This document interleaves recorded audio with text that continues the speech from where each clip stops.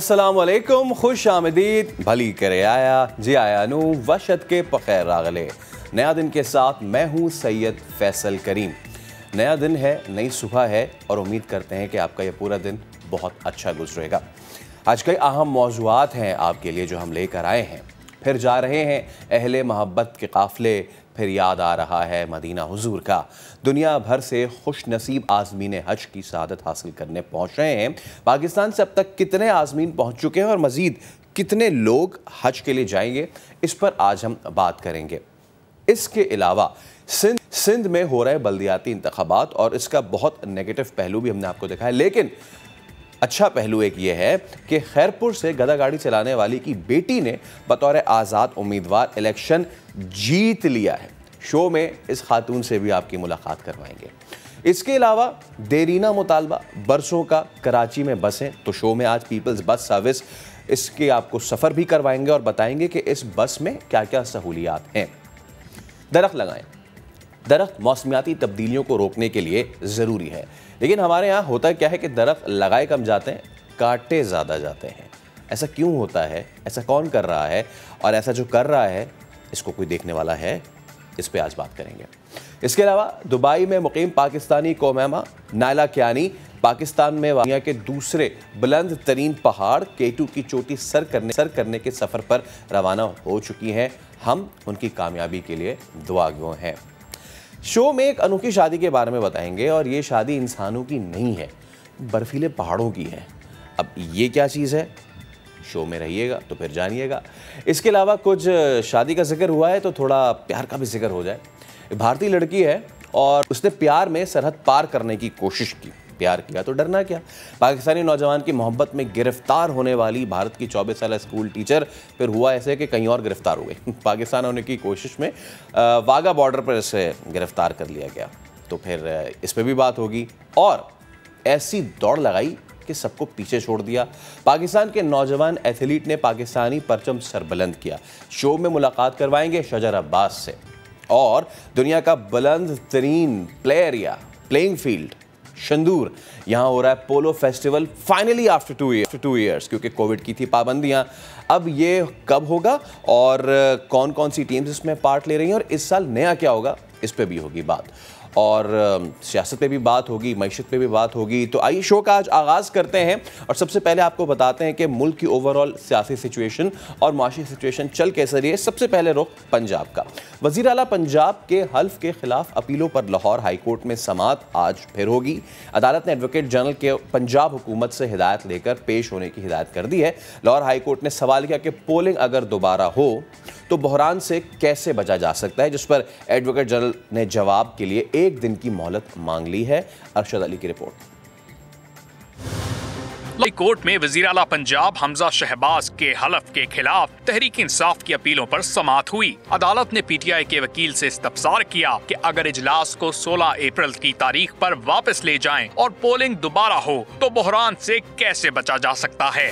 तहरीक इंसाफ के वकील बैरिस्टर अली जफर ने 10 रोज में दोबारा इलेक्शन कराने की इस्तदा की। कहा दोबारा इंतखाब होने पर उम्मीदवार पुराने और वोटर्स नए होंगे। लाहौर हाई कोर्ट ने मखसूस नशिस्तों पर डी-सीट होने वाले अरकान असम्बली का नोटिफिकेशन जारी करने का हुक्म दिया है। इस पर फुल बेंच ने हैरत का इजहार करते हुए कहा कि नए आने वाले 5 अरकान 16 तारीख के इजलास में कैसे वोट डालेंगे।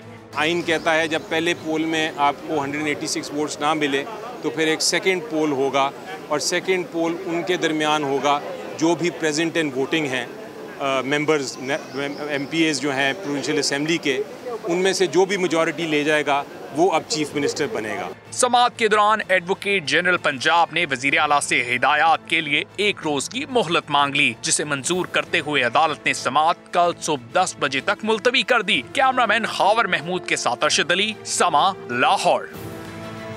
और कराची में लोड शेडिंग के खिलाफ एहतजाज करने वाले शहरियों पर तशद्दुद ना किया जाए, ये उनका जमहूरी हक है। चेयरमैन PTI इमरान खान ने हुकूमत को मुआशी बहरान से निकलने का मशवरा भी दे दिया। कहा बाहर मौजूद मुल्क का पैसा वापस लाएं, हो जाएगी मईशत ठीक। जब से हमारी हुकूमत गई वो कौन सी क़यामत आ गई कि 2 महीने में सारा कुछ ही नीचे चला गया। कौम अगर बाहर निकल रही है, आज मुजाहरे कर रही है, बजाय ये डंडा का इस्तेमाल करने का तशद्दुद कर रहे हैं, लोग तकलीफ में हैं। किधर गई बिजली? हमारे दौर में 3.5 साल में क्यों नहीं ऐसी लोड शेडिंग थी? कराची में जिस गर्मी के अंदर लोड शेडिंग है, क्या हुआ? बिजली तो है यहाँ मुल्क। श्रीलंका के अंदर पहले माशी बुरान आया, फिर सियासी बुरान आया। पाकिस्तान के अंदर पहले सियासी बुरान पैदा किया गया साजिश कर। सिर्फ एक रास्ता है, बाकी आपके पास और कोई दूसरा रास्ता नहीं है। जरदारी खानदान और शरीफ खानदान को जो बाहर अरबों डॉलर पड़ा है, आप आधा ही वापस ले आए ना, तो वो ये बुरान से निकल सकता है। और कौम के पास सिर्फ एक रास्ता है, साफ और शफाफ इलेक्शन। तो सख्त गर्मी है, घंटों घंटों गैर एलानिया, और एलानिया भी लोड शेडिंग है, इसके अलावा मेंटेनेंस अलग है भाई। कराची के शहरियों का ऐसे में सब्र जो है वो जवाब तो देना था। माड़ीपुर रोड पर शहरियों ने खूब एहतजाज किया, फिर हुआ ये कि पुलिस ने लाठीचार्ज किया, आंसू गैस का इस्तेमाल किया, लोगों को घसीटा, मुतादिद अफराद जख्मी हुए। सदर अबुल हसन असफहानी रोड और मलीर में भी शहरी सड़कों पर निकल आए। कहाँ कुछ क्या हुआ, शाहनवाज अली कादरी की रिपोर्ट में जानिए। ये मनाजिर हैं कराची के माड़ीपुर रोड के, जहां कई दिन से बिजली से महरूम लियारी वालों ने रात के बाद दिन में भी धरना जारी रखा। और जब दिन निकलने के बाद पुलिस ने मुजाहिरीन को मुंतशिर करने की कोशिश की तो माड़ीपुर रोड मैदान जंग बन गया। झड़पों के दौरान मुजाहिरीन भी जख्मी हुए और पुलिस एहलकार भी। शेलिंग, लाठीचार्ज और पथराव के बावजूद खवातीन और बच्चे तक एहतजाज जारी रखने पर बज़िद थे। हमारे घरों पे आप चले देखे, बच्चे देखे कैसे रहते हैं। हम लोग खुदा की कसम रोडों में सो जाते हैं, बच्चे कहाँ जाएंगे? हमारे घर इतने गुट वाले घर ना लाए, बच्चे सो सकते हैं ना बड़े सो सकते हैं। पीपल्स पार्टी कहाँ गई? आज अभी भीख मांगने आते, कहाँ जाते हैं? भीख मांगने आएंगे ना, पाँव भी रख रहेंगे ना, कसम खुदा की हम होठ अभी किसी को देंगे भी नहीं। कई घंटे की आंख मचोली के बाद पुलिस के साथ जिलाई इंतजामिया भी हरकत में आई और डिप्टी कमिश्नर साउथ ने के इलेक्ट्रिक के हुक्काम की मौजूदगी में मुजाहिरीन को बिजली की बहाली की यकीन दहानी कराई।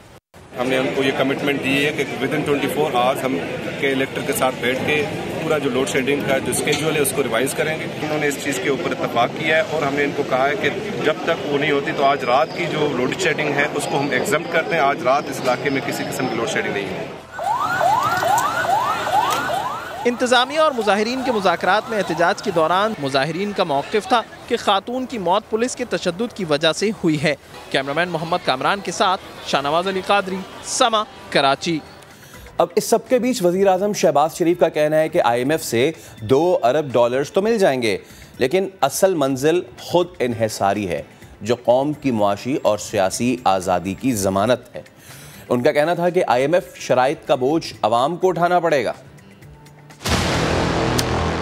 $2 अरब मिल जाएंगे IMF से, असल मंजिल हमारी खुद इन्हिसारी की है। खुद इन्हिसारी ही किसी भी कौम की माशी सियासी आज़ादी की जमानत है।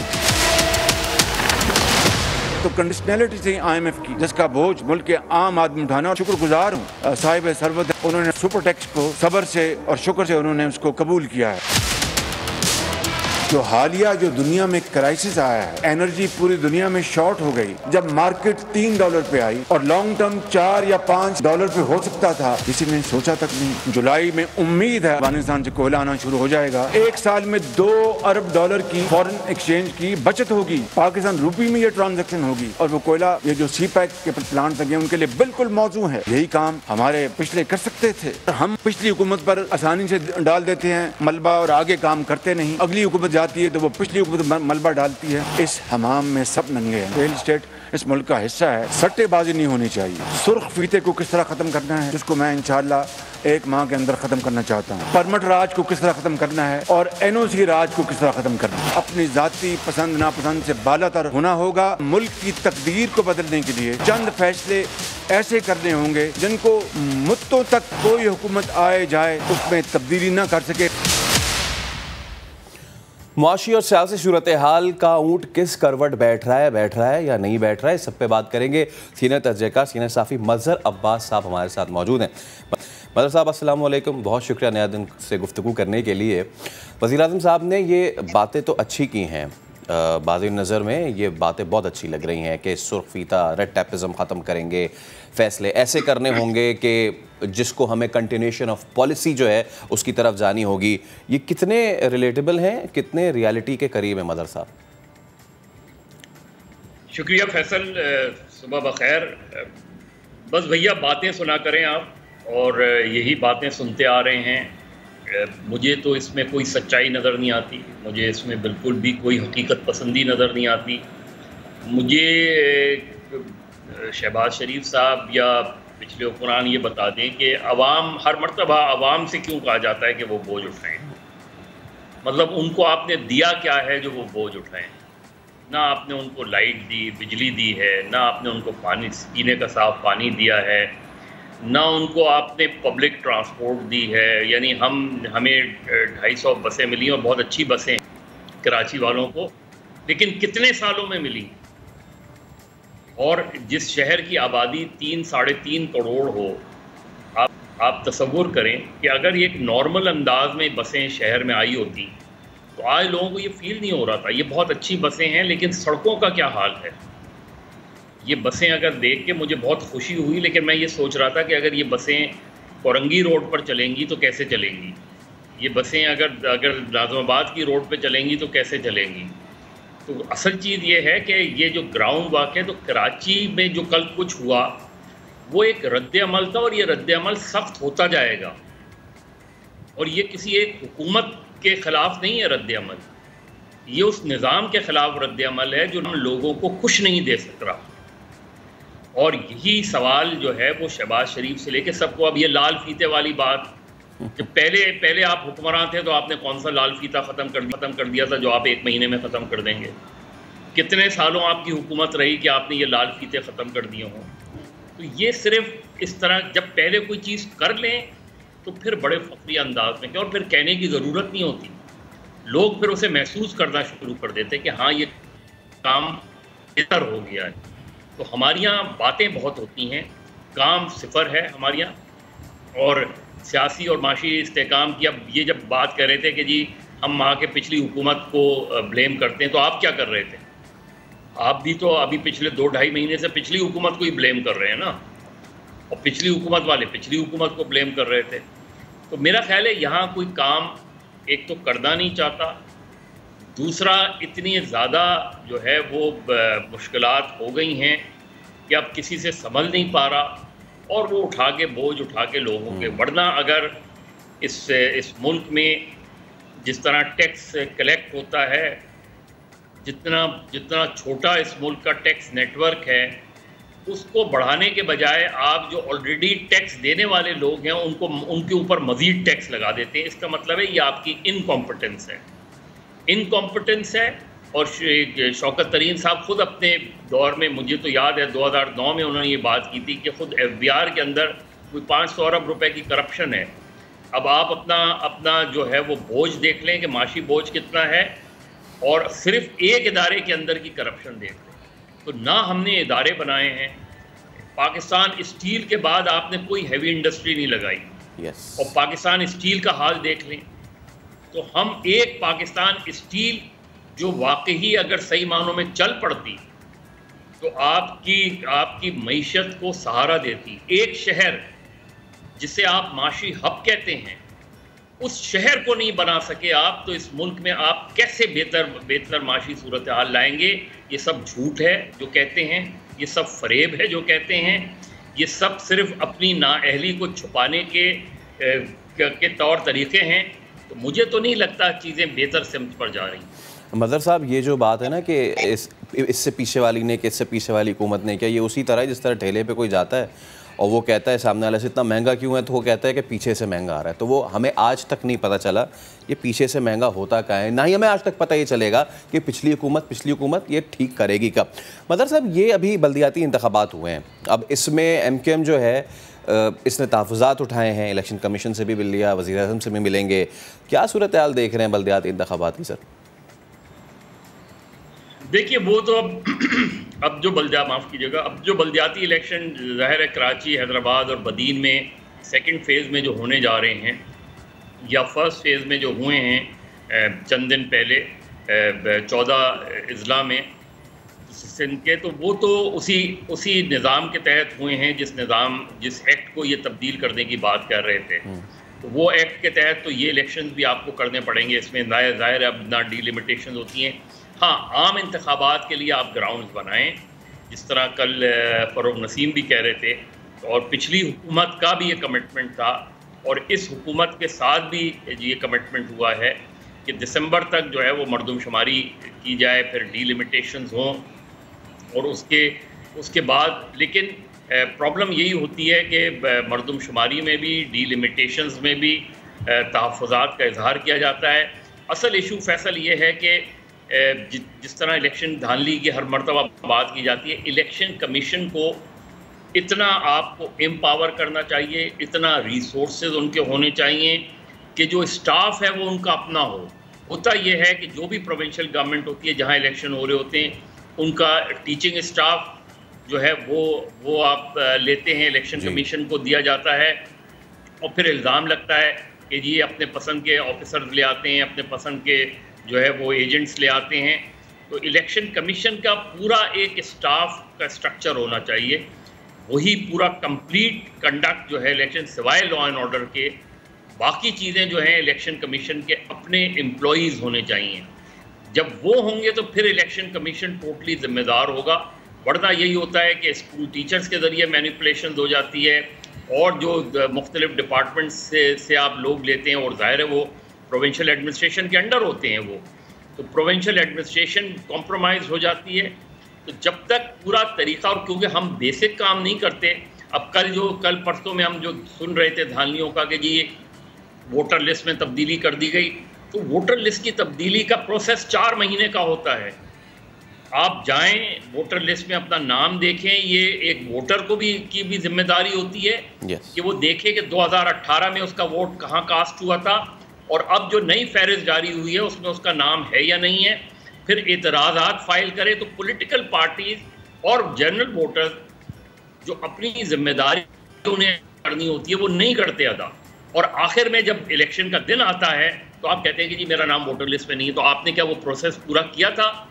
तो मेरा ख्याल में कि हमें अपनी जिम्मेदारी भी एज ए वोटर भी पूरी करनी चाहिए, और साथ में पॉलिटिकल पार्टीज़ को सिर्फ नारेबाजी से इलेक्शन प्रोसेस कंप्लीट नहीं होता, सिर्फ नारेबाजी से चीज़ें नहीं होती। दुरुस्त आपको करनी होती हैं। आप इलेक्शन कमीशन को दबाव में भी लाएं, आप इलेक्शन कमीशन को अब खड़े होकर सिर्फ इलेक्शन कमीशन पे एतराज़ करना काफ़ी नहीं होता। ये बताएं, अब चाहे वो पीटीआई हो या दीगर जमातें हों, कि आपने वो प्रोसेस कंप्लीट किया था या नहीं किया था, उसके बाद आपका एतराज़ जो है वो जायज़ बनता है। मदर साहब, कुछ वापसियाँ हो रही हैं, ज़रा चाहता हूँ मैं कि उस पर भी गुफ्तगू की जाए।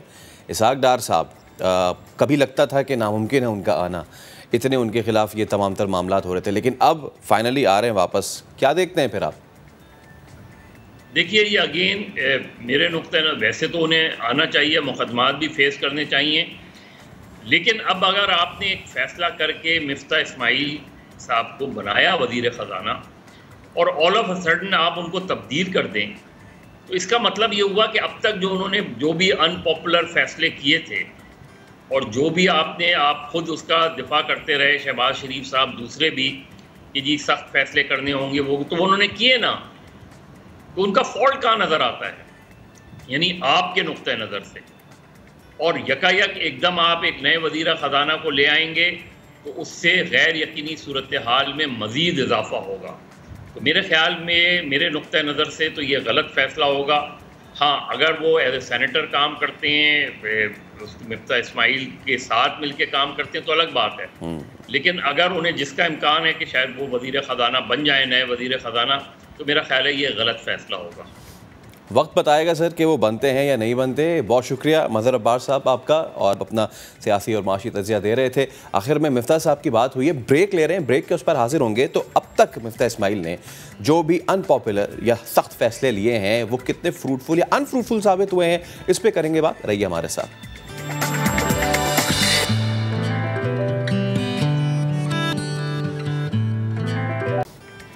ब्रेक के बाद आपको कहेंगे खुशामदीद। तो कहा जाता है ना कि शौक़ का कोई मोल नहीं होता। कसूर के नौजवान ने शौक़ ही शौक़ में तारीख़ का कीमती ख़जाना, करेंसी नोट्स, सिक्कों और डाक टिकट्स की सूरत अपने पास जमा कर रखा है। तो चलिए इस नौजवान से मिलिए आयशा अता की रिपोर्ट में।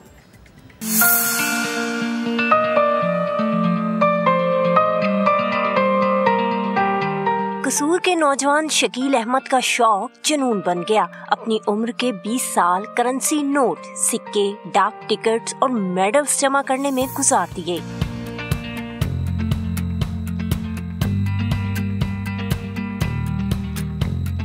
5,000 करेंसी नोट, 22,000 सिक्के, 20,000 यादगारी टिकट्स और 700 से ज्यादा मेडल्स जमा कर रखे हैं। कदीम सिक्का जो होता है बेसिकली उसको फाइंड करना, फिर उसको रिसोर्स तक पहुंचना वो बड़ा मुश्किल काम होता है।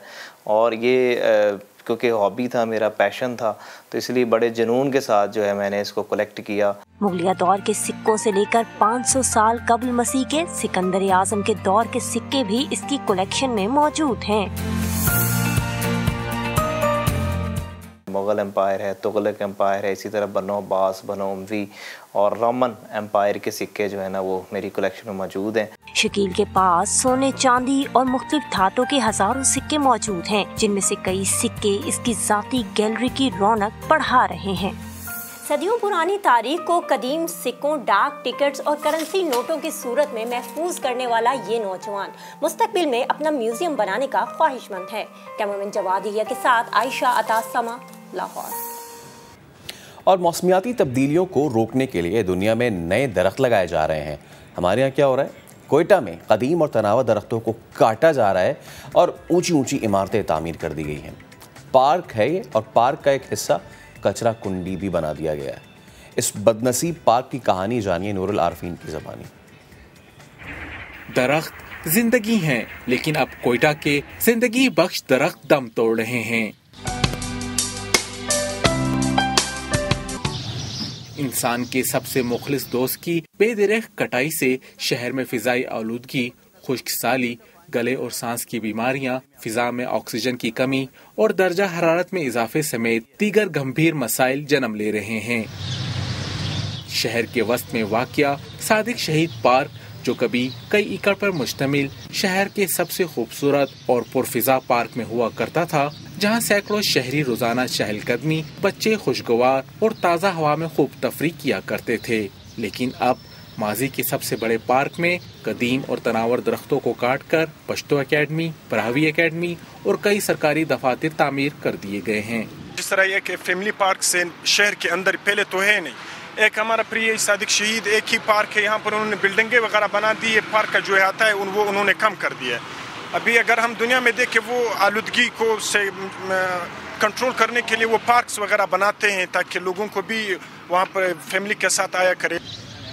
शहरी कहते हैं सादिक शहीद पार्क की हालत को बेहतर बनाने के लिए एडमिनिस्ट्रेटर मेट्रोपॉलिटन कॉर्पोरेशन की जानिब से कोई संजीदा इकदाम नहीं किए गए। लाखों रुपए खर्च करने के बावजूद पार्क की तज़ीन और आराइश का काम अब भी नामुकम्मल है।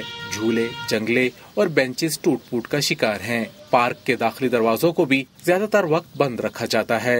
एक हफ्ते से पार्क बंद है, सुबह हम लोग वॉक के लिए आता है और ये काम छोड़ के चला गया, पार्क बंद होता है। दूसरी तरफ तर्जुमान बलूचिस्तान हुकूमत फरा अजीम ने शहर से पार्कों के खात्मे और दरख्तों की बेदरख कटाई का तमाम मलबा गुज़िश्ता हुकूमतों पर डाल दिया।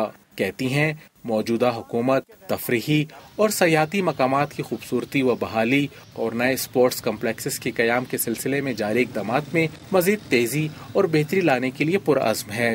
मौजूदा हुकूमत में ऐसा कुछ भी नहीं हुआ। अगर ये पिछली हुकूमत की नालायकी है तो उसको भी ज़रूर हम देखेंगे और चीफ मिनिस्टर उस पर ज़रूर नोटिस लेंगे और हम देखेंगे कि फिर उसके पैरेलल हम इसको हल करने के लिए क्या कर सकते हैं। सितम ज़रीफ़ी ये कि पार्क के एक बड़े हिस्से को कचरा कुंडी में बदल दिया गया है। शहरियों का मुतालबा है कि शहर के कदीम और खूबसूरत पार्क से तजावुज़ात का खात्मा करके उसे पुरानी हालत में बहाल किया जाए। कैमरामैन अब्दुल वहीद के साथ नूरुल आरफीन, समा, कोयटा। कुछ मईशत की अब बात हो जाए। कर्ज प्रोग्राम की बहाली की जानिब हुई है एक अहम पेशरफ्त। IMF ने memorandum of economic and financial policies का मुसवदा पाकिस्तान को फराहम कर दिया है। ऐसे में वजीर ख़जाना मिफ्ता इस्माइल कहते हैं कि मुल्क के दिवालिया होने का खतरा टल गया है।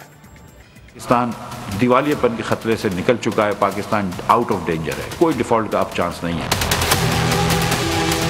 वज़ीर ख़जाना की कौम को खुशखबरी, IMF कर्ज प्रोग्राम की बहाली करीब आ गई। Memorandum of economic and financial policies का मुसव्विदा मौसूल हो गया। हुकूमत पाकिस्तान को IMF की तरफ से एक MEFP मिला है। 7वीं ट्रांचेस थी वो $900 मिलियन की थी, 8वीं ट्रांचेस तकरीबन $1 बिलियन की थी, तो वो कंबाइंड इंशाल्लाह हो जाएगी। मिफ्ता इस्माइल कहते हैं मुश्किल फैसलों में कौम ने साथ दिया, मुआशी खुदमुख्तारी असल हदफ है। हमने पेट्रोल महंगा किया, हमने डीजल महंगा किया, और मुझे बड़ा फ़ख्र है इस पाकिस्तानी कौम से, मेरी कौम से, कि ये कौम समझी है, ये कौम पागल नहीं, ये समझी है कि ये हुकूमत को दुश्वारी थी, मुल्क खुदा न खास्ता दिवालियापन की नैज पे था, इसलिए ये काम करना पड़ा, और गरीब लोगों ने हमारा साथ दिया है। और जब गरीब लोगों ने हमारा साथ दिया तो फिर हम अमीर लोगों को भी टैक्स नेट में लेकर आए।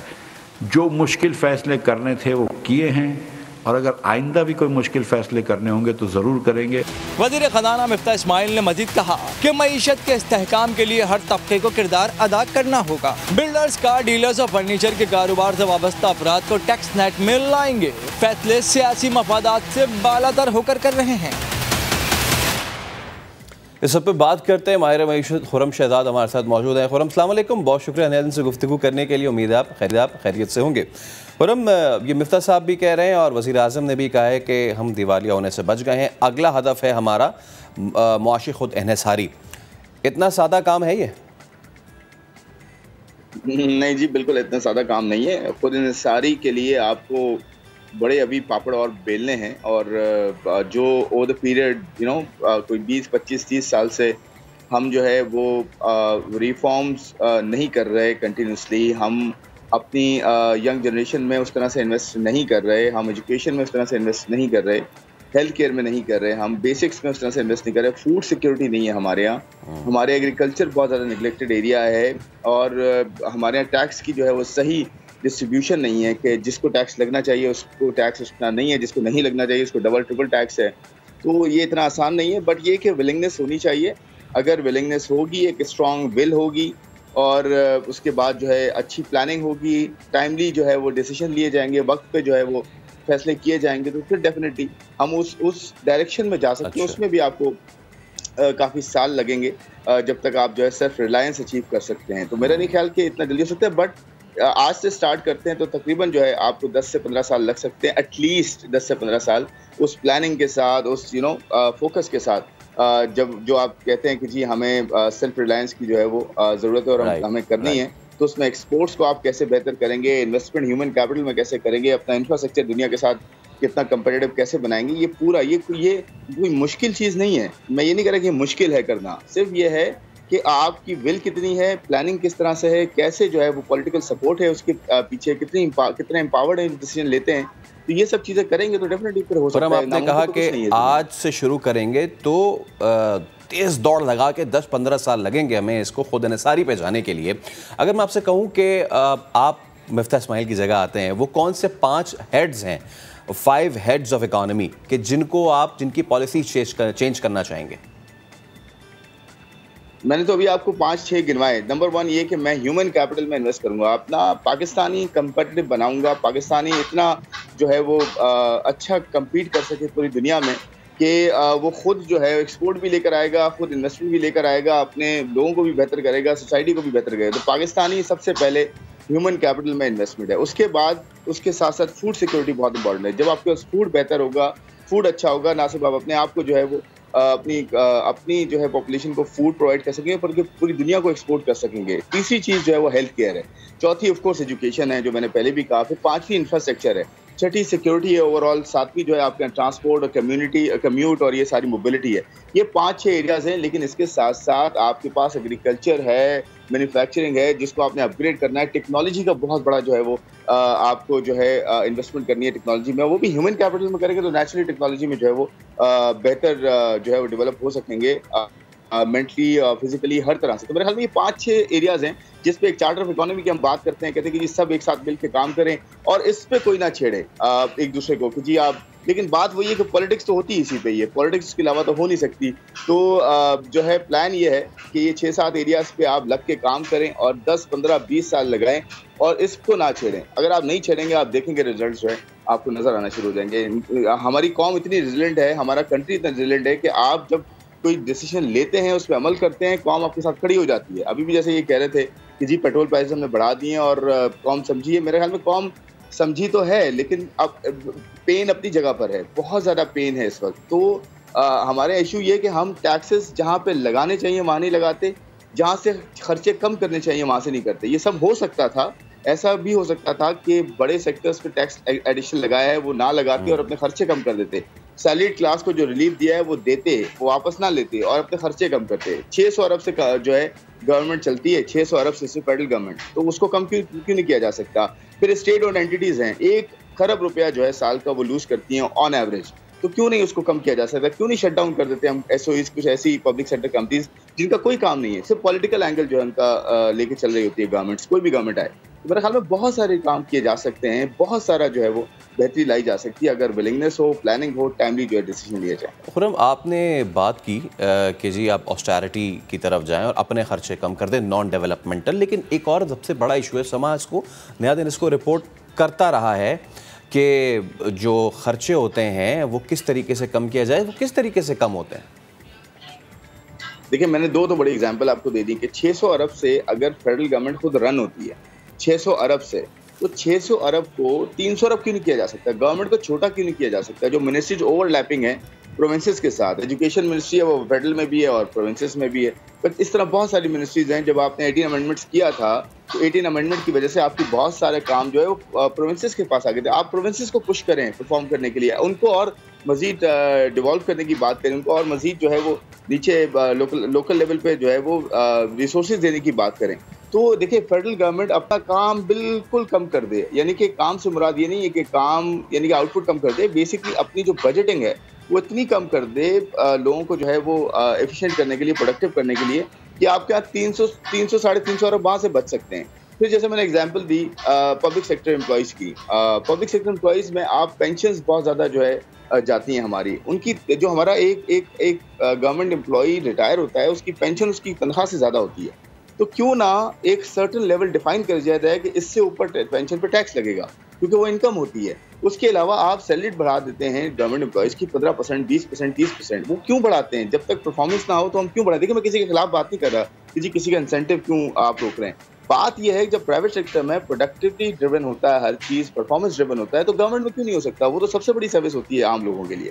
तो मेरा कहने का मतलब ये है कि आप अपने जो है खर्चे कम करें, अपने जो है वो इस तरह के जब आप परफॉर्मेंस बेस्ड जो इंसेंटिवाइज करें एम्प्लॉयज़ को। तीसरी चीज़ मैंने बताया एसओईज, जो स्टेट ओन एंटिटीज़ है, जैसे पीआईए है, वापडा है, आपके पाकिस्तान स्टील है, पाकिस्तान रेलवे से बेतहाशा 200 कंपनियां प्लस हैं इस वक्त पाकिस्तान की गवर्नमेंट के अंडर जो आती हैं, 200 कंपनियां, इसमें से 20 से 25 कंपनियां सिर्फ इतनी है, सिर्फ 20 से 25 कंपनियां जो 90% लॉसेस को जो है ना कंट्रीब्यूट। बिल्कुल, ये वो सारे मेजर और स्टेप्स हैं। खुर्रम साहब, बहुत शुक्रिया, वक्त की क्योंकि किल्लत इसलिए आज से आपसे इतनी बात हो सकी, लेकिन ये तो वो तमाम तर मेजर्स हैं जिसको करते हुए हम मईशत को बेहतरी की जानिब ले जा सकते हैं। अभी ब्रेक ले रहे हैं, ब्रेक के बाद दोबारा हाजिर होंगे, हमारे साथ रहिए।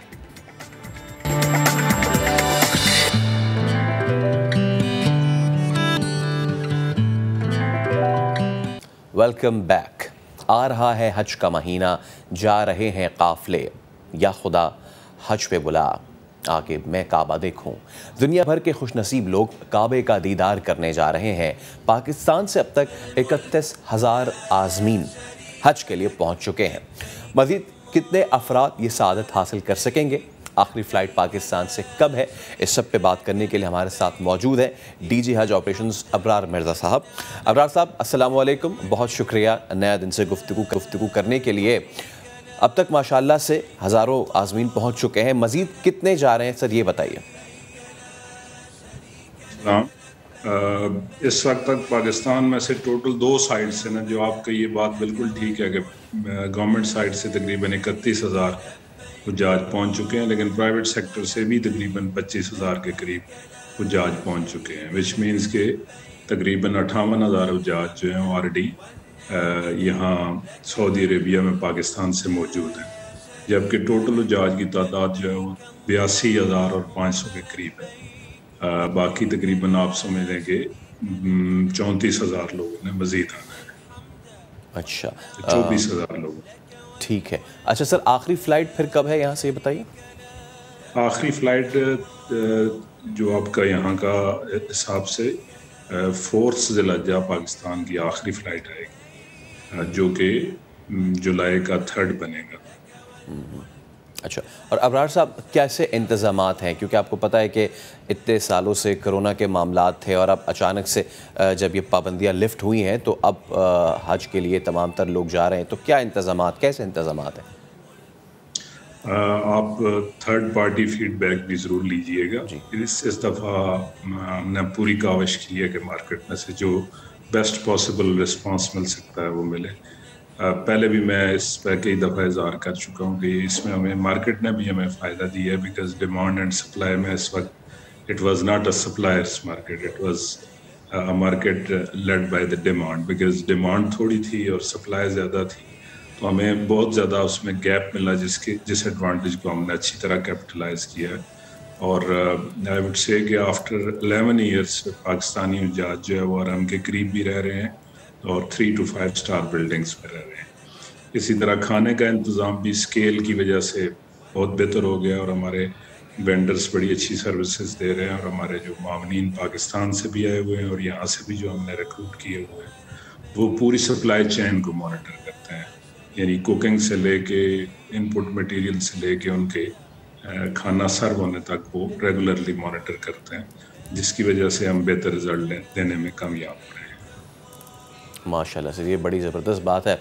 अच्छा, कुछ देखें खर्चे के हवाले से भी काफ़ी चहमगोइयाँ हो रही थी, कुछ कह रहे थे कि जी कम हो गया है और कुछ कह रहे थे कि कम नहीं हुआ है, तो ज़रा इस कन्फ्यूज़न को भी क्लियर करते जाइए। देखें, 2-3 फैक्टर आप जहन में रखें, तो अगर आप इन टर्म्स ऑफ 3 हमारे इस आज के पैकेज के कंपोनेंट होते हैं। एक कंपोनेंट जो हम यहाँ सऊदी अरेबिया में प्रोक्योर करते हैं, एक सऊदी गवर्नमेंट या सऊदी इदारों की तरफ से एक पैकेज का हिस्सा है, और एक पाकिस्तान में जो एयर टिकट और कुछ और अखराजात हैं। अब अगर उनको हम रियाल्स की टर्म्स में देखें तो पाकिस्तान गवर्नमेंट की तरफ से जो वहाँ से इंतज़ामात होते हैं उसमें भी कोई ख़ास इजाफा नहीं हुआ।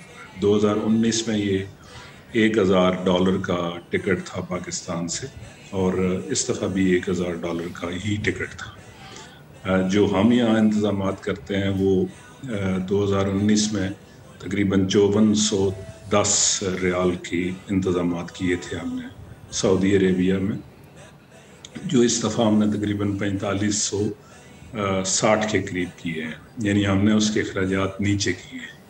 जो सऊदी गवर्नमेंट की तरफ से जो या सऊदी इदारों की तरफ से पैकेज का हिस्सा था वो पिछले सालों में तकरीबन 3200 के रियाल के करीब था, जो इस दफ़ा बढ़ के तकरीबन 8600 रियाल के करीब चला गया। अब अगर बुनियादी फ़र्क देखें तो 3 आपको फ़र्क नज़र आएंगे। एक तो जो सऊदी पैकेज का है वो सब्सटेंशली इंक्रीज़ कर गया है, और दूसरा जो आपकी एक्सचेंज रेट कॉस्ट है वो बढ़ गई है। और सऊदी पैकेज में भी यहाँ पर टैक्सेशन ऐड हुई है, और जो दुनिया का इन्फ्लेशन है या जो इम्प्रूवमेंट्स यहाँ वो कर रहे हैं उनको उन्होंने इनकॉर्पोरेट करके उन्होंने इसकी कॉस्ट बढ़ाई है। तो अगर आप पाकिस्तान गवर्नमेंट के इंतज़ामात के हवाले से बात करेंगे तो अखराजात नीचे गए। अगर आप ओवरऑल अखराजात की बात करेंगे तो यकीनन अखराजात ऊपर चले गए एक्सचेंज रेट की वजह से और सऊदी पैकेज के बढ़ने की वजह से। अच्छा अबरार साहब, इस बार सऊदी हुकूमत ने भी पाकिस्तानी उजाजे कराम के लिए कोटा बढ़ाया था, वो कितना बढ़ाया था, उससे कितने लोग मुस्तफ़ीद हुए हैं, ज़रा ये बताइए। कोटा हमारा तकरीबन 2000 अफराद का बड़ा था, और वो तकरीबन सब लोग उस पर जो है वो उससे मुस्तफ़ीद हो चुके हैं, और उन्हीं लोगों में से तकरीबन 2000 ने पाकिस्तान से सरकारी हज स्कीम में अभी। माशाल्लाह माशाल्लाह, बहुत शुक्रिया अबरार मिर्ज़ा साहब, लीजिए हमारे साथ मौजूद थे, और यकीनन सादत जो है जिन लोगों को नसीब हुई है उनसे दस्तबदस्त ये दरख्वास्त के तवाफ़ के दौरान उन लोगों के लिए ज़रूर दुआ करें जिनको अभी तक ये सादत नसीब नहीं हुई है। आगे बढ़ते हैं। शायर कहता है ना कि सुल्तानी जमहूर का आता है ज़माना, जो नक्श कोहन तुमको नज़र आए मिटा दो। पाकिस्तान में जो सियासत है वो ख़ानदानी निज़ाम सियासत है, और अब ऐसे में कि जहाँ पे सूबे वाइज पार्टी की बड़ी स्ट्रॉन्ग पोजीशन होती है, उस पोजीशन को अगर कोई हिला दे तो फिर ये बड़ी बात होती है। खैरपुर में जी बल्दियाती इंतखाबात हुए। बज़ाहिर तो पीपल्स पार्टी और GDA के दरमियान मुकाबला था और पीपल्स पार्टी ने बहुत बेहतरीन वहाँ पे परफॉर्मेंस दिखाई, लेकिन इस सब के बीच एक खातून शहनाज शेख, उन्होंने म्यूनिसिपल कमेटी खैरपुर में अपने 3 उम्मीदवार नामजद किए, जिनमें एक नामजद खातून परवीन शेख ने 430 वोट लेकर कामयाबी हासिल की। इनके मद्दे मुकाबिल पीपल्स पार्टी के उम्मीदवार सिर्फ 190 वोट ले सके। अब असल कहानी ये है कि परवीन के वालिद जो हैं वो गधा गाड़ी बांध थे और अब वो इस वक्त एक छोटा सा केबिन चला रहे हैं, पथारा चला रहे हैं, जिसमें वो बच्चों की अशिया और खाने पीने की अशिया बेचते हैं। कामयाब खातून है परवीन शेख और इन्हें नामजद करने वाले समाजी कारकुन शहनाज शेख इस वक्त हमारे साथ मौजूद हैं। हम इनसे बात करते हैं। सबसे पहले तो शहनाज और परवीन, आपका बहुत शुक्रिया और परवीन आपको भी बहुत बहुत मुबारक हो, शहनाज आपको भी बहुत बहुत मुबारक हो। परवीन से मैं चाहूँगा बात करना शुरू में। परवीन, ये जीत हासिल करके कैसा महसूस कर रही हैं आप? मुझे बहुत अच्छा लग रहा है यार, मैं बहुत खुश हूँ।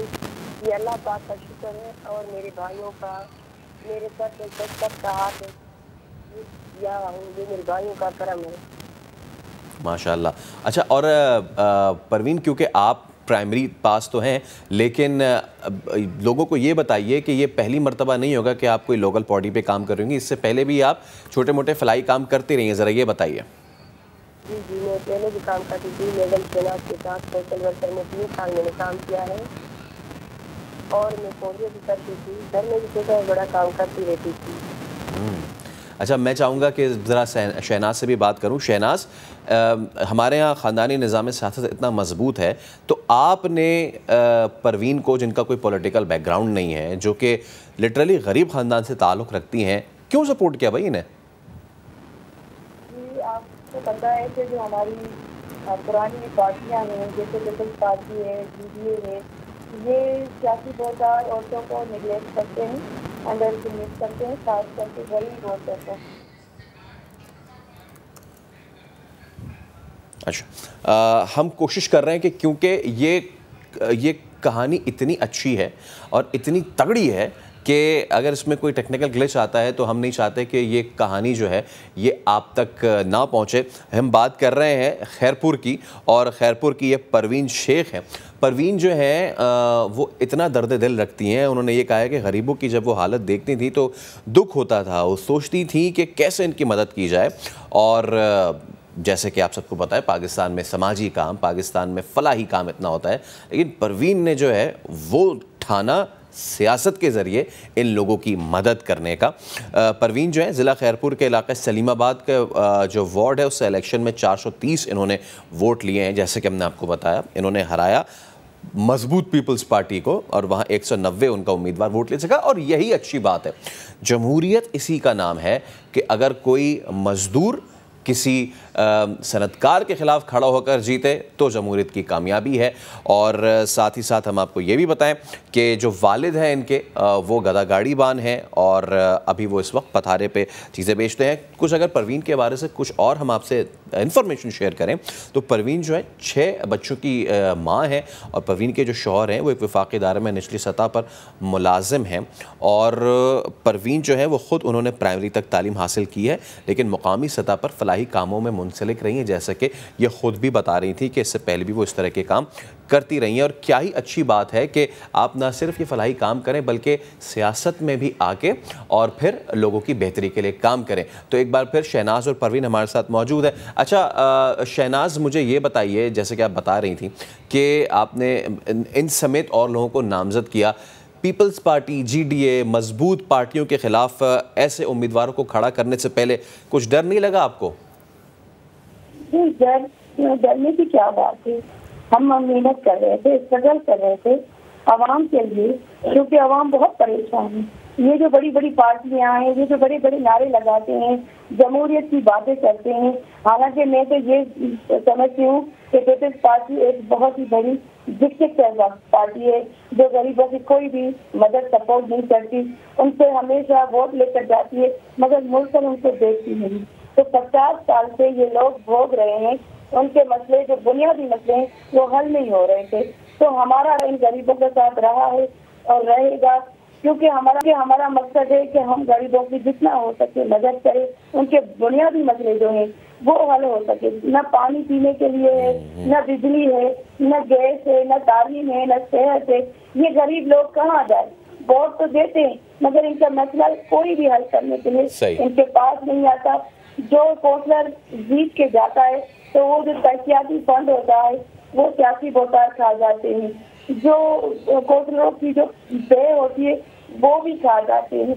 तो हमारा मकसद था कि हम अपनी औरतें इलेक्शन में लेकर आए, फाइट करें, जीत कर वो जो इनका हक है, वो जो इनका हक है उनको दिलाएं।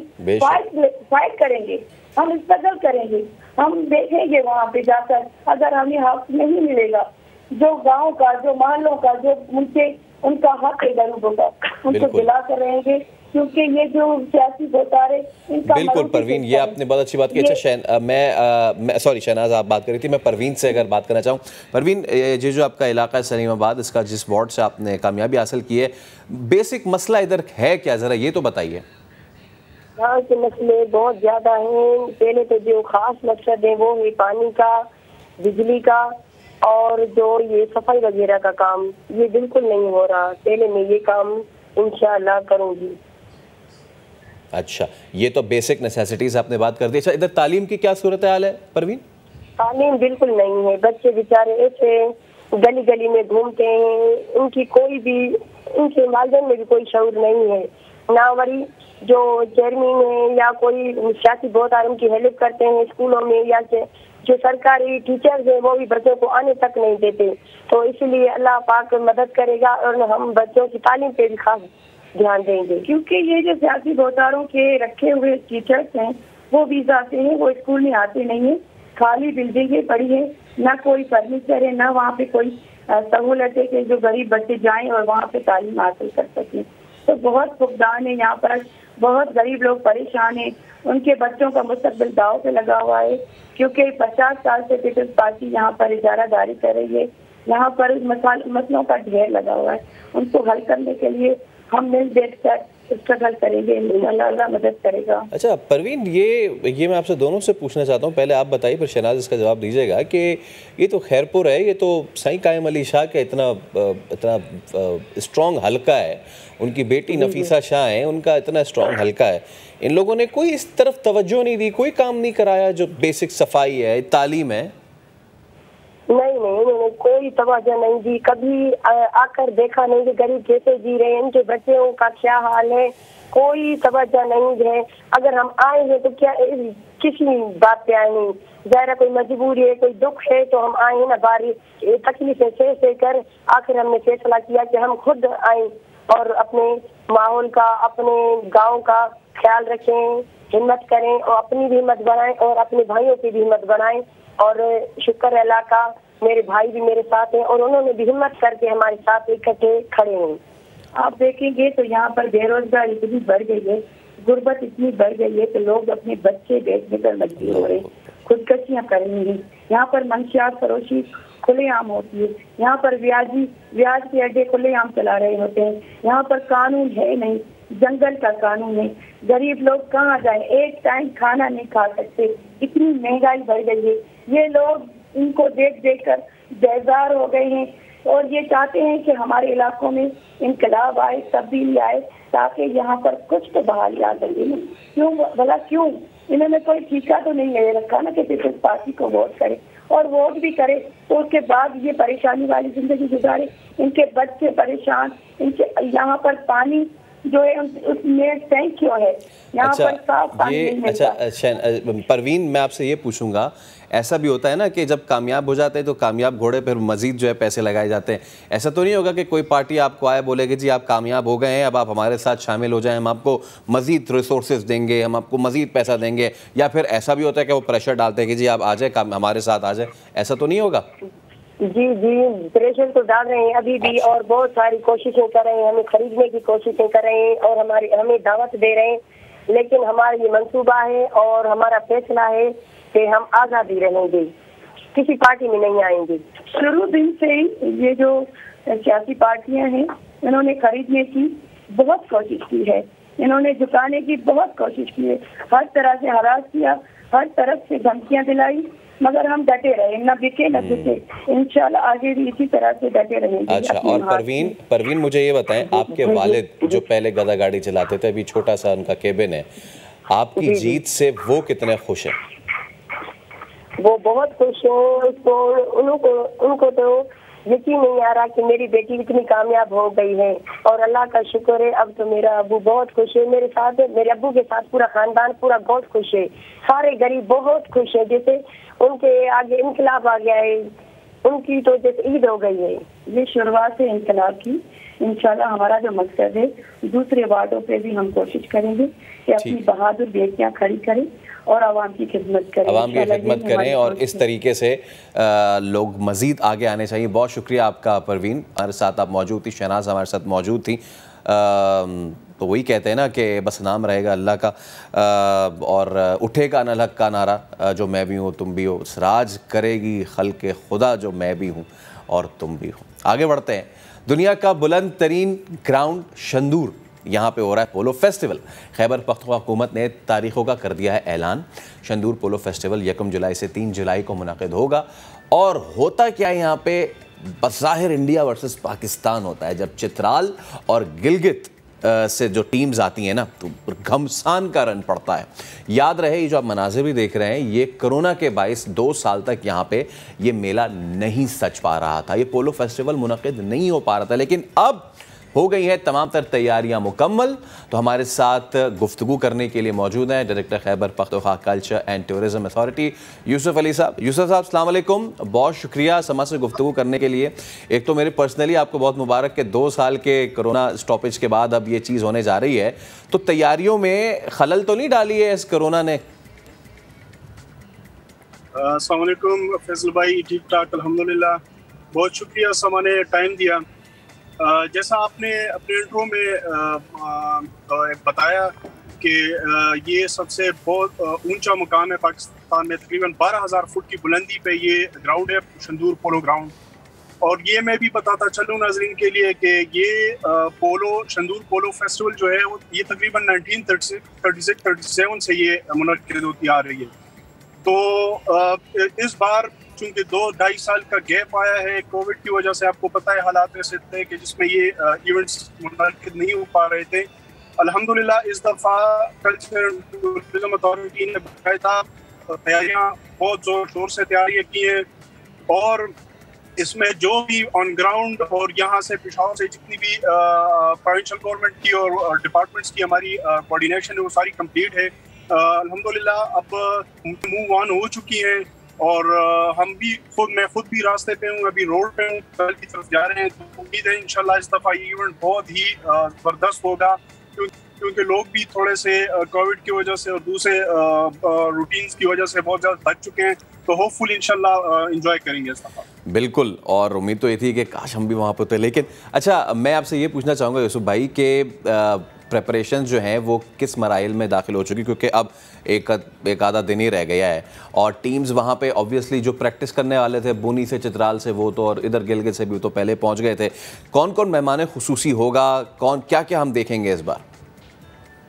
अच्छा, इस तरह है, जो हमारे स्टेक होल्डर्स है इसमें डिस्ट्रिक्ट एडमिनिस्ट्रेशन, हमारी आर्मी, एफसी और सीटीआई, ये कंबाइंड तीनों स्टेक होल्डर्स में इनकी तैयारियों में वो स्टेक होल्डर्स हैं। इसमें आपने जिस तरह अपनी इंट्रो में बताया कि ये बहुत ही जो है ना एक घमसान की रन होती है, ये जीबी गिलगित बल्तिस्तान और चतराल की केपी खैबर पख्तूनख्वा की टीमें होती हैं। तो उनमें वो इंडिया और पाकिस्तान वाला जो है ना उस किस्म के मनाजिर मिलते हैं। तो इस दफ़ा हमारी जो ग्राउंड पे तैयारियां हैं, उसमें हमने वहाँ पे कैंप्स, टेंट विलेजेस बनाए हुए हैं, वहाँ पे हमने फूड स्टॉल्स लगाए हुए हैं।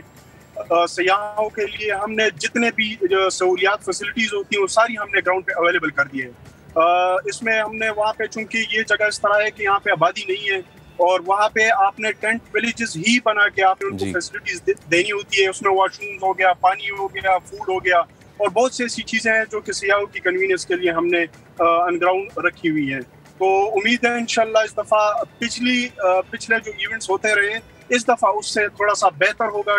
और उसमें जो है ना तीनों स्टेक होल्डर्स ने बहुत ही ज़्यादा अपनी कोशिशें डाली हैं। जी जी। अच्छा यूसुफ भाई, टीम्स कितनी पार्टिसिपेट कर रही हैं, कितने खिलाड़ी होंगे, जरा ये बताइए। ये होती हैं, ये तो होता है 3 दिन के हमारी इवेंट होता है, और इसमें टीमें जो गिलगित बल्तिस्तान और केपी दोनों की साइड से 3 फाइनल होते हैं। इसमें 7 टीमें होती हैं, और उसमें जो है ना हमारे मेहमान खुसूसी हमारे वज़ीर आला साहब होंगे पहले दिन, और आखिरी दिन पे हमारे जो आर्मी के कोर कमांडर है 11 कोर के, वो इसको जो है ना वो करेंगे। अच्छा, देखने वालों को मैं ये भी बताऊंगा कि यहाँ पे ये इतना रंगारंग फेस्टिवल होता है कि यहाँ पे सिर्फ पोलो नहीं बल्कि पैराग्लाइडिंग का भी शानदार मुजाहरा किया जाता है। तो इस साल ये वाले भी मनासिर देखेंगे सर हम? जी जी जी, पैराग्लाइडिंग है, उसमें कल्चरल शोज है, इसमें फायरवर्क्स हैं, और बहुत से इवेंट्स हैं। इंशाल्लाह सियाह वहाँ पे बहुत ज़्यादा महसूस होंगे, उम्मीद है। ठीक है। और यूसुफ साहब, आखिर में आपसे अलविदा लेने से पहले, क्योंकि आप भी इस वक्त मेरे ख्याल से निकल चुके हैं वहाँ से और पहुँचने वाले हैं, सिर्फ एक ये दरख्वास्त है कि क्यों ना ये जो आगे थोड़ा सा ही आगे शंदूर लेक है, इन्हीं दिनों में उसको भी इतना टूरेबल बना दिया जाए कि जो, क्योंकि आपको पता है ना फॉरेनर्स भी इधर आते हैं, तो उनके लिए वहाँ भी अगर थोड़ा सा कोई बोटिंग इसका कोई इंतज़ाम हो, हालांकि ये मुश्किल काम आई नो, लेकिन अगर इस तरफ भी सोचा जाए तो कोई मज़ायका नहीं है। क्या कहेंगे? बिल्कुल आपकी बात बिल्कुल ठीक है। इस जो डैम्स और लेक्स हैं, इस पे गवर्नमेंट की अपनी स्कीमें मौजूद हैं, लेकिन फिलहाल चूंकि ये लेक जो है ना बहुत ही ज्यादा बुलंदी पे है, तो वहाँ भी ये फैसिलिटीज थोड़ा सा उसमें टाइम लगता है। लेकिन इन लाइन्स पे हम सोच रहे हैं, गवर्नमेंट भी सोच रहे हैं, इसके लिए हमने स्कीमें भी इंशाल्लाह रखी है, और साल 1.5 साल 2 साल में इंशाल्लाह हम कराऊंगे ये चीजें। बहुत शुक्रिया यूसुफ अली साहब, हमारे साथ आप मौजूद रहे।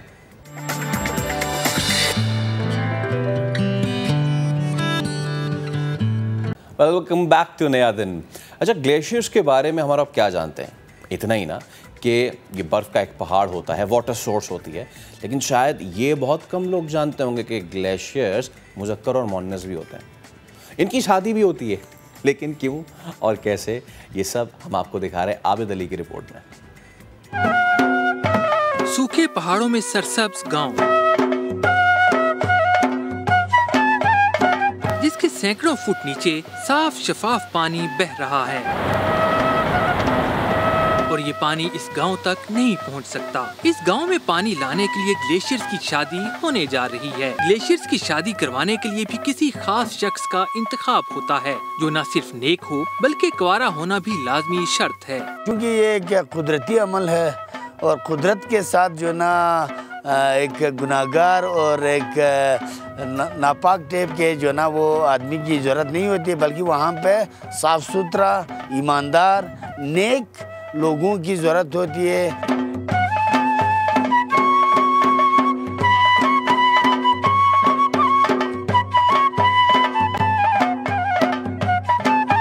ये मखसूस आदमी नर और मादा ग्लेशियर के मुख्तलिफ हिस्से इकट्ठे करके उन्हें यकजा कर देता है। मुकामी लोग नर और मादा ग्लेशियर की पहचान भी खूब रखते हैं और मादा ग्लेशियर को बहुत पसंद करते हैं। जो क्लियर आइस वाले ग्लेशियर्स हैं उनको वो फीमेल ग्लेशियर्स कहते हैं। जो डेब्री कवर्ड ग्लेशियर्स हैं उनको मेल ग्लेशियर्स कहते हैं। फीमेल ग्लेशियर जो है वो क्योंकि आइस उसकी बहुत क्लियर होती है और उसका मेल्ट रेट जो है वो भी ज़्यादा होता है। जो क्लियर आइस वाले फीमेल ग्लेशियर्स हैं वो तेज़ी से मेल्ट होते हैं, इसलिए वो ज़्यादा पानी देते हैं। लो जी, नर और मादा ग्लेशियर मिल गए, यानी दुल्हा दुल्हन इकट्ठे हो गए। यही तो है ग्लेशियर की शादी, जिसको पाया तकमील तक पहुंचाने के लिए जगह का इंतखाब भी सोच समझकर किया जाता है। अगर सूरज वहाँ पे पड़ती हूँ तो फिर वो चूँकि उसको वो एकदम पिघला देती है, तो वो साये वाली जगह हो, अगर गार नुमा हो उसके लिए, और उसको ले जाते वक्त भी जो है ना टाट वगैरह या इस टाइप के जो है ना कोई वो इस्तेमाल होती है कि उसमें एकदम वो पिघल ना जाए। और वहाँ ले जाकर उसको लगाने के बाद भी उसको जो है ना एक नमी वाली जगह हूँ, और साथ में उसके लिए जो है ना साया हूँ, किसी साइड से भी जो है ना वहाँ कोशिश ये हो कि वहाँ पे हमेशा धूप ना पड़े। ग्लेशियर्स की शादी की इस रस्म में एक खास पत्थर को बहुत अहमियत हासिल है। ये जो आप मेरे हाथ में देख रहे हैं, जो ना गार्नेट बोलते हैं इसको, गार्नेट स्टोन। तो इसमें ऐसा कि जो ना रिसर्चरों का कहना ये है कि इसमें नमी रहने के बाद जो ना ये इसमें ग्लेशियर ज़्यादा होता है। ये शादी सिर्फ मुकामी अफराद की रस्म नहीं, साइंसदान भी इस तरीके से मसनूई ग्लेशियर्स वजूद में आने की तायद करते हैं। 6000 मीटर की बुलंदी पे पूरा साल टेम्परेचर जो है वो मनफी में रहते हैं, फ्रीजिंग टेम्परेचर से बिलो रहते हैं। तो इस वजह से वो बर्फ़ जो है वो बर्फ़ ही रहती है, मज़ीद बर्फ़ उस पर ऐड हो सकती है। बर्फ़ के मिलाप से ग्लेशियर्स के बनने के बढ़ने के चांसेस जो हैं वो नुमायां होते हैं। पानी की कमी को पूरा करने के लिए ग्लेशियर्स की शादी या ग्राफ्टिंग सिर्फ पाकिस्तान में ही नहीं बल्कि भारत, नेपाल और भूटान में भी हो रही है। मौसमियाती तब्दीलियां इन इलाकों पर बड़ी तेजी से असरअंदाज हो रही हैं। ऐसे में इस चीज़ की सख्त ज़रूरत है कि मुकामी लोगों के साथ हुकूमत को भी चाहिए कि मसनूई ग्लेशियर्स बनाने के तरीके को इस्तेमाल करे ताकि मुस्तकबिल में आने वाली पानी की कमी पर किसी हद तक काबू पाया जा सके। कैमरामैन ज़हीर अब्बास के साथ आबिद अली, समा, गिलगित बल्तिस्तान। गिलगित बल्तिस्तान, इसके हसीन नज़ारे और इसकी अजीब व खलकत रस्में। वैसे यहाँ पे आबशार भी बहुत हैं और इन्हीं आबशारों में एक है सबसे बुलंद और ख़ूबसूरत आबशार खरमंग की। इसकी सैर कराएंगे हमारे नुमाइंदे जुल्फ़िकार अली सिद्दीकी।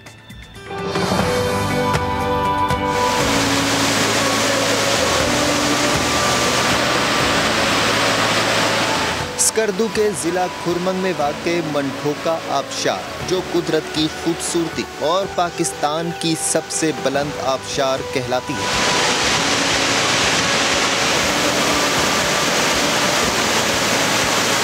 ऊंचाई इतनी कि देखने वालों को मशहूर कर दे। ये एक सयाहती मुकाम है जो स्कर्दू से 40 किलोमीटर दूर है। अगर आपने गिलगित बल्तिस्तान का विजिट किया है और आपने ये मंठोका वाटरफॉल नहीं देखी ना, तो you have missed a lot. इतनी खूबसूरत जगह है, इतनी ये कमाल की वाटरफॉल है और इसका जो रास्ता है वो भी बहुत खूबसूरत है। हम कराची से बरोड आए हैं और हम लोग ये वाटरफॉल देखने खास आए हैं कि बहुत ही मज़ा आ रहा है, बहुत ही मज़े का ठंडा पानी है। कराची, लाहौर, पेशावर समेत मुल्क के दीगर शहरों में आजकल गर्मी जोबन पर है। ऐसे में जो यहाँ पहुँचता है इन हसीन नज़ारों में खो जाता है। सयाह आबशार के यख पानी में झूम उठते हैं और खूब मौज मस्ती के साथ तस्वीर भी बनाते हैं। बहुत ठंडी जगह है, बहुत मज़े की जगह है, रोड भी काफ़ी सही है और सही आ सकते हैं लोग। मेरी तो दरख्वास्त है सारे लोगों से कि अगर वो स्कर्दू आए तो मंठोका वाटर पार्क ज़रूर देखें। हम लोग यहाँ विज़िट के लिए आए हैं। मंठोका फॉल बहुत अच्छी जगह है, यहाँ का रोड भी बहुत अच्छा है, विजिटर्स के लिए आराम से आ सकते हैं और ये वाकई में देखने की जगह है। सयाहों का कहना है कि मुल्क भर से सयाहत का शौक रखने वालों को यहाँ आना चाहिए। यहाँ तक पहुँचने वाली सड़कें भी बेहतर हैं। गिलगित बल्तिस्तान के टूरिज्म का बड़ा स्कोप है, इसे फ़रोग़ देने के लिए हम सबको मिलकर काम करना होगा। जुल्फ़िकार अली सिद्दीकी, समा, मंठोका आबशार, खुरमंग। चलिए, ईद कुर्बा जो है उसकी है आमद। ऐसे में कराची की मवेशी मंडी जो कि लग चुकी है, सूरत हाल वहाँ पर क्या है? लंपी स्किन के जानवरों की क्या स्कैनिंग का तरीक़ाकार है? ख़रीदार व्यापारी का क्या कहना है? हमारे नुमाइंदे खिज़र आज़म की रिपोर्ट में जानिए। ईद उल अज़हा की आमद है और कराची की मवेशी मंडी लग चुकी है। 2000 एकड़ पर लगने वाली इस मवेशी मंडी में मजमूई तौर पर 24 ब्लॉक बनाए गए हैं। 3 VVIP, 3 VIP, बाकी जनरल ब्लॉक्स हैं। बकरों और ऊँटों के लिए अलग अलग ब्लॉक बनाए गए हैं। मवेशी मंडी में इस वक्त क्या सूरत हाल है, ख़रीदार क्या कह रहे हैं, व्यापारी क्या कह रहे हैं और सबसे बढ़कर लंपी स्किन का जो ज़ोर है वो किस तरह से मार्केट को इफ़ेक्ट कर रहा है। डॉक्टर रहबर हमारे साथ मौजूद हैं, बताएं किस तरह से आप लोग स्कैनिंग कर रहे हैं? ये सबसे पहले वहाँ पर जो गेट होगा वहाँ से एंट्री होती, तो उधर डॉक्टरों की टीम है, वो तमाम गाड़ियों को चेक करती है, प्रॉपरली स्कैनिंग करती है। अगर वहाँ पर कोई LSD का कोई केस होता है तो उस गाड़ी को फिर वापस भेज देते हैं। तो बाकी जो सही होंगे, जो LSD वाला केस नहीं, उसको फिर पास कर देते हैं आगे अथॉरिटी में। आगे फिर मार्शलिंग होती, फिर वहाँ से आगे फिर अंदर मंडी में जाएगी।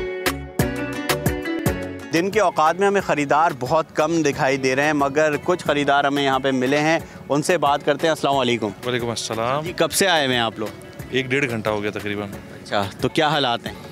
बस जो 1.5 का जानवर है उसके 4.5 मांग रहे हैं। जो चीज़ 1.5 की है उसके 4.5 मांगना भी मुनासिब नहीं है ना। 3-3 गुना पैसे मांग रहे हैं। अब आगे देखते हैं क्या होता है। रात में भी नहीं ले सकते क्योंकि लंपी की वजह से जो है रात को जानवर नज़र नहीं आता। लंपी वाला जो है, ये जो लंपी का फैक्टर है ना, ये लोगों को बड़ा परेशान कर रहा है। तो लोग जो जानवर लेने वाले हैं वो कहते हैं कि दिन में अगर जानवर लें तो वो बहुत ज़बरदस्त है। एक बच्चा है जो कि पसीना पसीना हो रहा है। हाँ भाई, गाय वाय नहीं ली तुमने? क्यों? मिली नहीं अभी तक। कितने दांत का जानवर लेना है? 4 दांत का। आपके कितने दांत हो गए? पता नहीं, इनको अपने दांत का नहीं पता, मगर 4 दांत का जानवर लेना है। ज़िला रहीम यार खान से आए हुए कुछ व्यापारी हमारे साथ मौजूद हैं। जी अस्सलाम वालेकुम। वालेकुम सलाम। बाबा जी, क्या कर दिया आप लोग, इतना महंगा जानवर बेच रहे हैं यार? महंगा जानवर, एक तो महंगाई भी है और महंगा मिलता है तो लेके तो रोज़ ही मिलेगा तो तब देंगे ना भाई। सौदे बन रहे हैं आपके? सौदे फ़िलहाल तो नहीं बना, बाकी अल्लाह मालिक है। जो 10 लाख जिसके मांग रहे हैं वो कितने तक में छोड़ देंगे आप? कम से कम उसका हमें तो 20,000 भी मिल जाए तो अब तब भी देंगे, मगर जिसके 10 लाख मांग रहे हैं उसके 5 लाख रुपए बोल रहे हैं तो चुप करके बैठे हुए हैं। अब ऐसा महसूस हो रहा है कि ये कारोबार छोड़ दें। इसमें बचत वाली बात भी नहीं है, लेवल बराबर पे भी नहीं आ रहा। जो जानवर की कीमत 5 लाख बन रही है तो इधर 2 लाख, 2.5 लाख, 2 लाख लगा रहे हैं। वो एक्चुअली बनता है 4 लाख में, 4.5 लाख में, तो उसमें व्यापारी को 10 से 20 हज़ार आता है। और ऊपर से वैक्सीन खर्चे बहुत हैं। 3 दिन से पानी नहीं मिलता, कभी खुराक नहीं मिलती, तो अखराजात डबल हो जाते हैं। इस वजह से जो है ना बात नहीं बन रही। तो कितना मांग रहे हो आप इस जानवर का? 3.5 भाई। 3.5 लाख? जी हाँ, 7 मन का जानवर है। किस ब्लॉक में खड़े हैं आप? 14 में खड़े हैं। ब्लॉक 14 में खड़े हैं भाई। 3.5 लाख। कितने दांत का है? 4 दांत है। 4 दांत का ये जानवर है तो दिखाएं भाई। 3.5 लाख रुपए ये मांग रहे हैं। देने वाले हैं या बोलने वाले हैं? देने वाले हैं, देने वाले। अच्छा, बोलने वाले इसके कितने? बोलने वाले 4 लाख है। 4 लाख हैं। तो जी ये 4 लाख बोलने वाले हैं, मगर 3.5 लाख तक ये छोड़ देंगे। तो मवेशी मंडी से इस वक्त ये सूरत हाल है जिसके हवाले से हमने आपको आगाह किया है। जी, तो आपने देखा कि किस तरह मंडी जो है वो इस वक्त चढ़ी हुई भी है। लोग जो हैं वो भी जो है वो बहुत ज़्यादा जो है डिमांड जो रख रहे हैं। 5 लाख का जानवर 2.5 लाख की उनकी ख़रीद चाह रहे हैं। व्यापारियों का अपना रोना है और लोगों का जो है वो महंगाई का अपना रोना है। खैर, पुलिस ने वैसे तो चोर डाकू बहुत पकड़े हैं, लेकिन इस बार ऐसा शख्स पकड़ा है जो जेल जाने का शौकीन था। जी हाँ, इस शख्स का कारोबार जेल जाने से बढ़ता था। मुल्ज़िम को जेल जाने का इतना शौक क्यों था और जेल में किसकी तलाश में जाता था? अपनी नौयत का मुनफरिद मुल्ज़िम से मुलाकात आपकी करवाएंगे लाहौर से उमर याकूब। दादा उस्ताद ने 60 से ज़ायद बैनुल इज़लाई चोर डकैतों को जराइम की अलिफ बे पढ़ाई। नवे मुंडे जेल जो तैयार करने ने उन्होंने तो काम करवाना है, रैगी भी करवानी है, सारा कुछ क्लीयर करवा के चोरी डकैती करनी। वारदात करते सी करके जिन्ना होना फिर हिस्से वंडने, उन्होंने हिस्सा अपना लैके चले जाना जी। अगर फड़े गए ने तो बाद च उन्होंने छड़ देना है। नंबर कोई राबता नहीं उन्होंने नाल करना। मुल्जिम ने दौरान तफ्तीश एतराफ़ किया कि वो जेल जाकर नए शागिर्दों को तलाश करता। जेल में जाकर नया लड़का ढूंढते थे जिसके आप पीछे आने जाने वाला कोई नहीं होता था। उसे हौसला वगैरह देते थे कि यार कोई टेंशन परेशानी नहीं होती, इजी काम है, तो ऐसे कर दूसरों काम छोड़ हमारे साथ अटैच हो जा, इसमें कोई परेशानी नहीं, ज़्यादा पैसे मिलते हैं और ज़्यादा से ज़्यादा जेवर वगैरह आता है। पुलिस ने गिरफ्तार मुल्जिम के इंकशाफ पर जेल में वारदातों का हुनर सीखने वालों की लिस्टें तैयार करना शुरू कर दी हैं। ये तकरीबन अरसा 20 साल से नकबजनियाँ कर रहे हैं और ये 100 से ज़ायद मुकदमात में चलान है। जो डकैतियाँ हैं उसमें ये शनाख्त परेड के लिए इनको भिजवाया जा रहा है। पुलिस ने दादा उस्ताद के कब्जे से शागिर्दों से वसूल किया गया सोना, चांदी, नकदी और असलहा बरामद कर लिया है। मजीद क्या गुल खिला चुके हैं, तफ्तीश जारी है। कैमरामैन अहमद रजा के साथ उमर याकूब, समा, लाहौर। तो आज के शो से फिलहाल इतना ही। दीजिए इजाजत, आपसे मुलाकात होगी कल। रखिए अपना ख्याल। अल्लाह हाफिज।